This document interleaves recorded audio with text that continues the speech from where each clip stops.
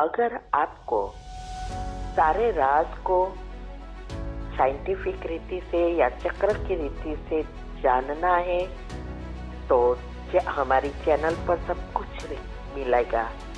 नाम है Shiv Shakti meditation BK कुसुम। फिर सब्सक्राइब करेंगे तो प्लेलिस्ट में जाएंगे, वहाँ आपको सब कुछ ग्रुप वाइज मिलेगा। साथ साथ लाइक शेयर और कमेंट भी कीजिए, इससे आपका दुआ का खाता बढ़ेगा और आप जल्दी जल्दी आगे बढ़ सकेंगे। लेकिन दुआ तब मिलती है जब हमारी कमेंट से दूसरों को फायदा होता है, तब दुआ निकलती है। तो घर बैठे पुण्य कमाने का साधन है दुआ। ओम शांति। ओम शांति। आपका प्रश्न है, यह है संगम युग। उनको सुहावना कल्याणकारी युग कहा जाता है। सतयुग को व कलयुग को ऑस्पिशियस नहीं कहेंगे। ऑस्पिशियस उनको कहा जाता है जो कल्याणकारी है। तो यहाँ ऑस्पिशियस का अर्थ समझना है कि संगम युग कैसे स्पेशल ऑस्पिशियस युग है। उत्तर है, ये सृष्टि पर ये जो 84 का चक्र है, वो चक्र में 4 युग बताते हैं। इसका यादगार स्वस्तिक है और हर एक अच्छे कर्म मीन्स के कोई भी हमारे घर में प्रसंग होता है तो पहले स्वस्तिक दोहरा जाता है, उसकी पूजा होती है। बाद में कोई भी कार्य करते हैं तो इसको ये कहते हैं, मान्यता ये है कि स्वस्तिक से ही हमारा शुभ कार्य होगा। तो स्वस्तिक दौड़ने से शुभ कार्य नहीं होता है, लेकिन स्वस्तिक की महत्व समझकर उसको उस अवस्था बनाकर अगर हम कार्य करेंगे तब हमें सफलता मिलती है। तो यहाँ यही कहना चाहते हैं कि सभी 4 युगों में ये 5वां युग जो छुपा माना जो किसी को भी पता नहीं है, छुपा हुआ है, वो युग ही सबसे श्रेष्ठ कल्याणकारी है। ऑस्पिशियस का अर्थ यह है शुभ, मंगलकारी, कल्याणकारी, श्रेष्ठ से श्रेष्ठ। तो ये ही समय है संगम युग का जो सतयुग से भी शुभ है, क्योंकि इस समय परमात्मा इस सृष्टि पर आते हैं और हम परमात्मा से मिल सकते हैं और हम अपने आप को परिवर्तन कर श्री कृष्ण के साथ जाने के लिए लायक बना सकते हैं। क्योंकि हर एक आत्माओं की इच्छा होती है कि भगवान से मिले और श्री कृष्ण के साथ स्वर्ग में जाए। तो यही एक समय है जो इस चारों युगों में युगों के बाद ये संगम युग पर जो कलयुग और सतयुग को जोड़ने वाला युग है, प्रगति करने वाला युग है, इसीलिए उसे सतयुग से भी श्रेष्ठ माना गया है। तो अभी ही समय है पुरुषोत्तम बनने का। तो ये पुरुषोत्तम संगम युग है। पुरुषोत्तम का अर्थ ही यह है, पुरुष माना आत्मा और उत्तम माना आत्मा को उत्तम बनाने का संगम युग। तो इसकी ही यादगार पुरुषोत्तम मास आता है हर 4 साल, चौथे साल में। तो ये इसकी ही यादगार है। उस महीने में भी, पुरुषोत्तम मास में भी लोग पूजा पाठ दान पुण्य जास्ती करते हैं। वैसे तो रोज करते हैं, लेकिन उस समय जास्ती करते हैं, उपवास रखते हैं, बहुत कुछ करते हैं। सोचते हैं कि इस मास में ये सब करने से पुण्य बहुत मिलता है। वास्तव में इस संगम युग जो है पुरुषोत्तम युग है, उसमें हम आध्यात्मिक रीति से सब करेंगे तो हमारा भाग्य पद्मा पदम बन जाएंगे और 84 जन्म का इकट्ठा कर लेंगे। तो अभी की ही यादगार ये पुरुषोत्तम मास है, इसीलिए इस युग को श्रेष्ठ से श्रेष्ठ माना गया है।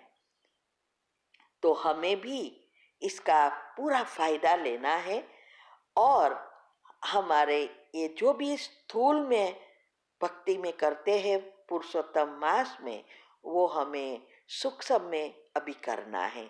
पुण्य का खाता, दुआ का खाता बढ़ाना है और इसके लिए जरूरी है पहले अपने आप को तैयार करना है। नहीं तो क्या होगा, खुद तैयार नहीं होंगे, दूसरों को कहने जाएंगे तो ज्ञान न होने के कारण अच्छी रीति समझा भी नहीं सकेंगे और सूक्ष्म पाप और ही बनाएंगे। और कई बार हम सेवा करते हैं तो उसमें भी बहुत सूक्ष्म पाप बनते हैं और इसीलिए हम आगे जाने के बदले पीछे हट चले जाते हैं, तो उच्च पद के लायक कभी नहीं बनेंगे। उसके लिए हमने 3-4 वीडियो रखी है कि कैसे यूट्यूब पर सेवा करने से पाप बनते हैं, कैसे कॉपीराइट रखने से पाप बनते हैं, कैसे हमारे अच्छे कर्म कर सोचते हैं अच्छा कर्म है फिर भी पाप बनते हैं। ये सारे टॉपिक यूट्यूब पर रखा है और नंबरवार तीव्र पुरुषार्थ ग्रुप में भी टॉपिक आते हैं।